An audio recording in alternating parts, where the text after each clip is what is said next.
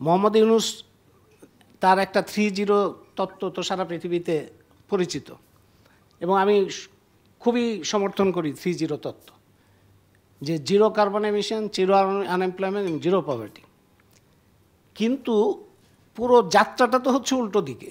মোহাম্মদ ইউনূসের একটা সুযোগ ছিল যে প্রধান উপদেষ্টা হিসেবে 3-0 তত্ত্বের বাস্তবায়নের একটা মডেল হিসেবে বাংলাদেশকে দাঁড় করানোর কিছু চেষ্টা করা।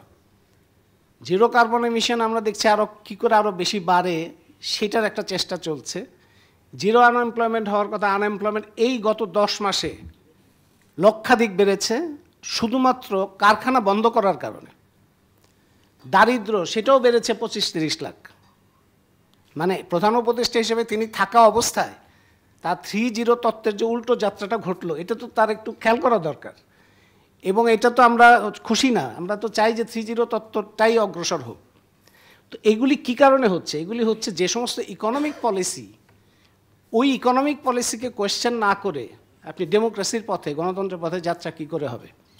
আমাদের অর্থনৈতিক নীতি কে নির্ধারণ করে? আমাদের অর্থনৈতিক নীতি তো আমাদের কোনো সরকার নির্ধারণ করে না। আমাদের যে প্রকল্পগুলো সাইন হয়, আমাদের যে নীতিগুলো তৈরি হয়, আমাদের যে চুক্তিগুলি হয়, এগুলোর সাথে জনগণের তো প্রশ্নই নাই। রাজনৈতিক দলগুলো, এমনকি আপনি গত সরকারের যে প্রভাবশালী সরকারের যারা মন্ত্রী, তাদেরও জিজ্ঞেস করলে আমার সন্দেহ যে তারা ঠিকমতো বলতে পারতেন কিনা যে কোনো চুক্তি, প্রকল্প এগুলো সম্পর্কে তারা জানেন কিনা। এইগুলি কারা করে? এগুলো ধরেন কিছু গোষ্ঠী করে, এবং তার পেছনে আমাদের আন্তর্জাতিক কিছু সংস্থা আছে, বিশ্বব্যাংক আছে, IMF আছে, ADB আছে। এই আপনি জবাবদিহির কথা বললেন, এই জবাবদিহিটা প্রত্যেকটা লেভেলে আসতে হবে। বিশ্বব্যাংক, IMF, ADB কেন জবাবদিহির মধ্যে আসবে না? তাদের প্রকল্পের কারণে যদি আমাদের সর্বনাশ হয়, আমাদের যদি নদী শেষ হয়, আমাদের যদি বন শেষ হয়, আমাদের শিক্ষা চিকিৎসা যে মাত্রায় বাণিজ্যিকীকরণ হয়েছে, এটার পেছনে তো বিশ্বব্যাংক, ADBর দায়িত্ব আছে।